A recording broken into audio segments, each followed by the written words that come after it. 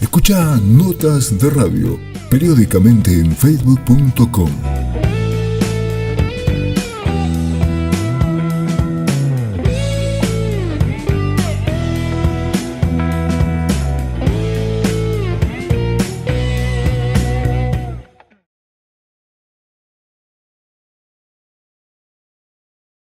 Cornelio Cruz, desde Argentina, Alejandro Melchert, ¿cómo te va?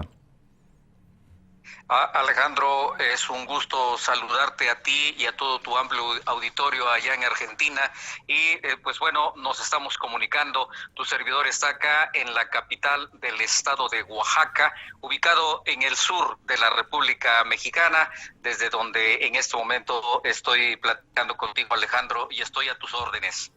Bueno, quiero que me cuentes sobre el proyecto que están haciendo para periodistas.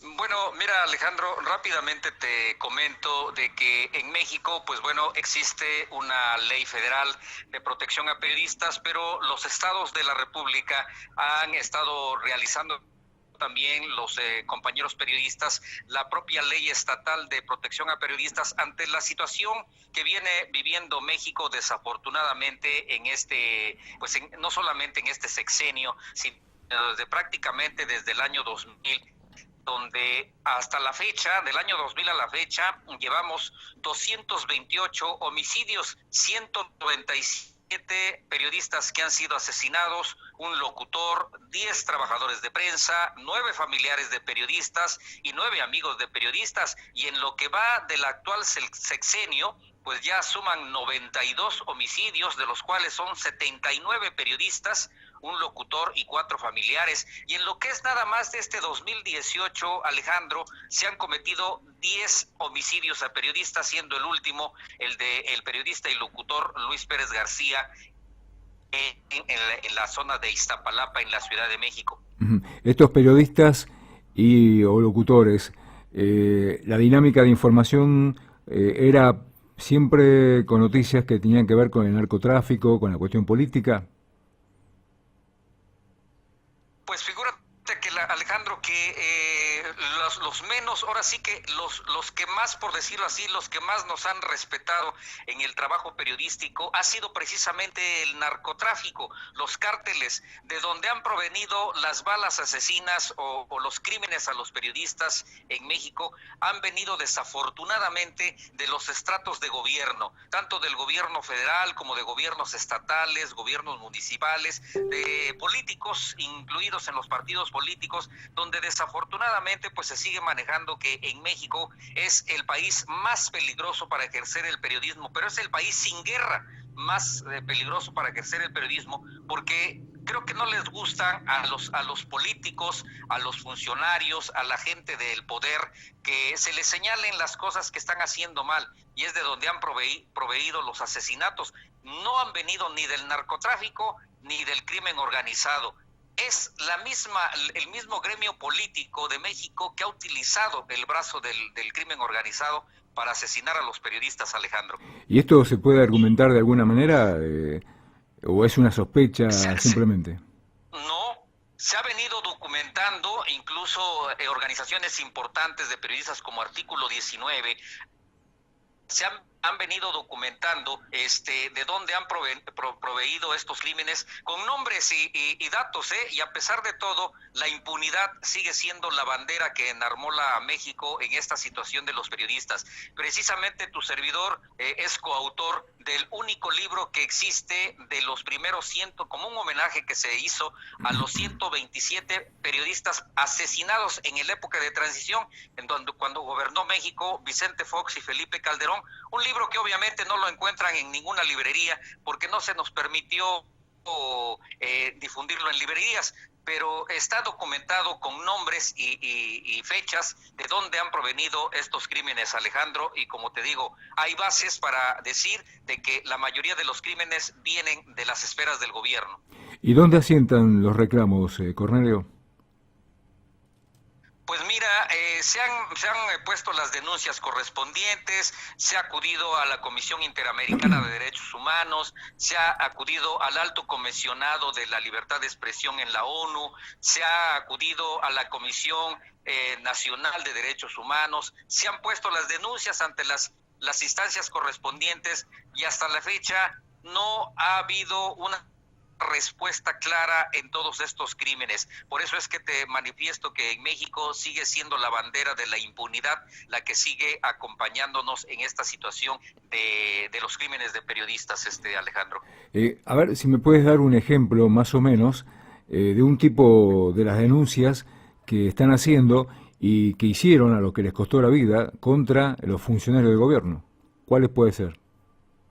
Pues mira, por ejemplo, el más reciente, que es, por ejemplo, de Luis Pérez García. Él, a pesar de su edad, con más de 80 años de edad, y que era director de la revista Encuesta de Hoy, así se llamaba su revista Encuesta de Hoy, con más de 30 años de editarse, que también era miembro de la Asociación Nacional de Locutores de México, pues bueno, él había realizado algunas denuncias sobre la situación de lo que estaba empeorando la inseguridad en Iztapalapa, en México, y mencionó los nombres del actual gobernador del Estado de México, que pues estaba prácticamente también un poco inmiscuido en este tipo de situaciones, solapando las intervenciones de algunas bandas y de pertenecientes al crimen organizado.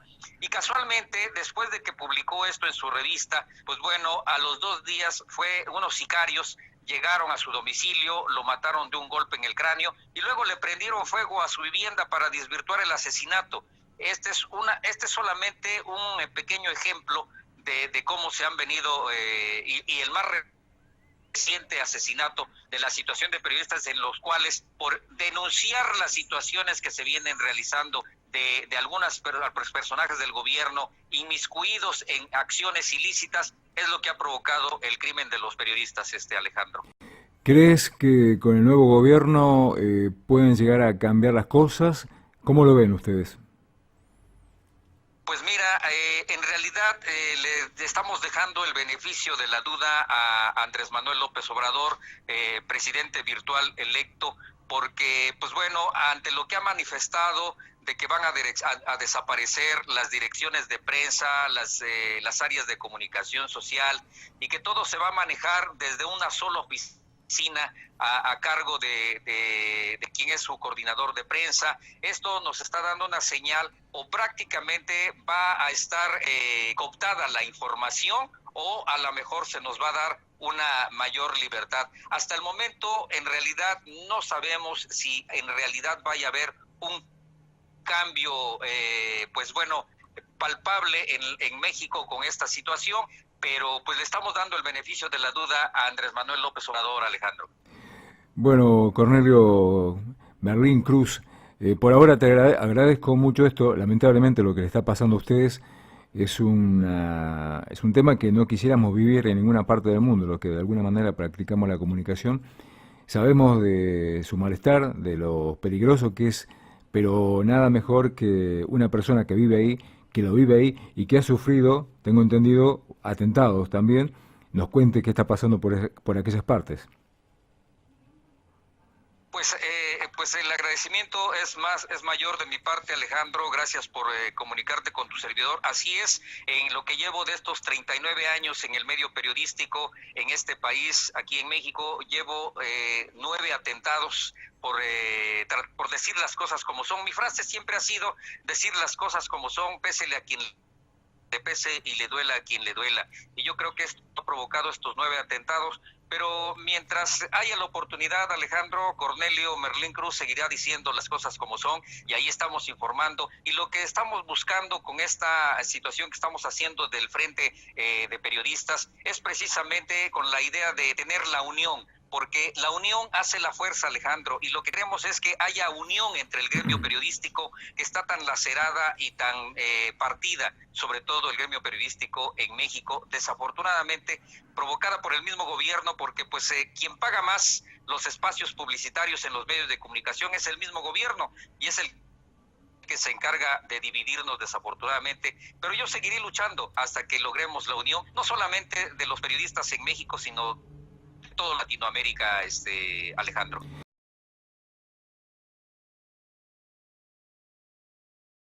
En México, ¿cómo está el tema del feminismo?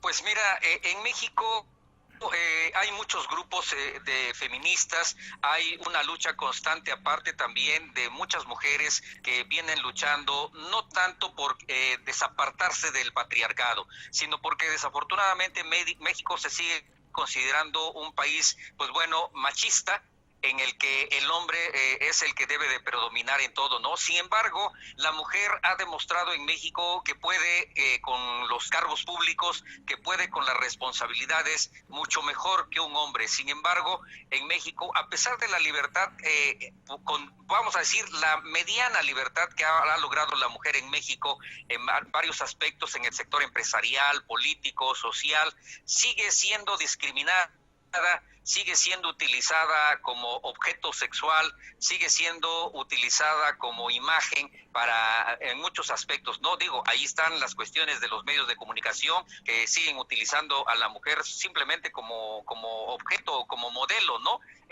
Pero se ha logrado poco a poco, hay muchas mujeres mexicanas muy luchadoras y siguen luchando en lograr esa igualdad de género o equidad de género, Alejandro, pero ha sido una lucha muy ardua, pero han logrado un buen avance en este aspecto, sobre todo en lo político, que ahora la voz y el voto de la mujer cuenta mucho en México, Alejandro.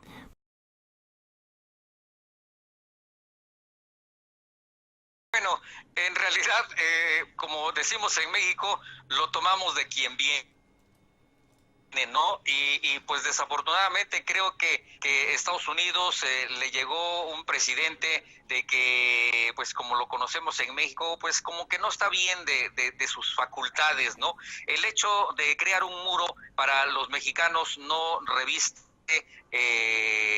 vamos a decir, una importancia, porque lo que vemos los mexicanos es de que lo que queremos es que tenemos que tener oportunidades para no buscar los lugares de cruzar al otro lado, ¿no? Y haya muro o no haya muro, los mexicanos seguiremos cruzando hacia el otro lado para lograr mejores estadios de vida. Aquí es una cuestión de que los gobiernos, sobre todo el gobierno de México, pues se ponga a trabajar como debe de ser. Y bueno, Donald Trump podrá seguir con su idea del muro, pero yo creo que si él lo que quiere es un muro para dividir y esconder las situaciones de cuestiones del narcotráfico, pues en primer lugar que los estadounidenses no sean los primeros consumidores de droga, para que México, que es el paso de la droga que viene de algunas partes de Sudamérica, pues bueno, esto concluya. Es un tema bastante espinoso, pero definitivamente un muro no va a parar con los sueños y las esperanzas de los mexicanos, Alejandro. Bien, ahora sí, te agradezco mucho, Cornelio Merlín Cruz, y seguramente tengo muchas ganas de hablar contigo de un tema que ya hablamos en alguna otra oportunidad, y lo vamos a hacer en un tiempito. Ya vamos a programar algo, que es el tema de educación, y profundizar este tema que terminamos de hablar acerca del consumo de drogas, de las fábricas y de los consumidores. Con todo gusto, Alejandro, estoy yo para aportar mi granito de arena en lo que ustedes consideren que les puede servir de información, y aquí estoy a la orden. Servidor Cornelio Merlín Cruz está a la orden en cuanto ustedes lo requieran, de información de lo que sucede no solamente en el estado de Oaxaca, que es el estado con mayor número de municipios, multiétnico, multicultural en la República Mexicana, sino de lo que sucede en este país llamado México, Alejandro. Bien, muchas gracias y que pases una buena tarde. Igualmente, Alejandro, un gran abrazo, un saludo a todo tu gran auditorio. Hasta la próxima. Hasta la próxima. Chao, muchas gracias.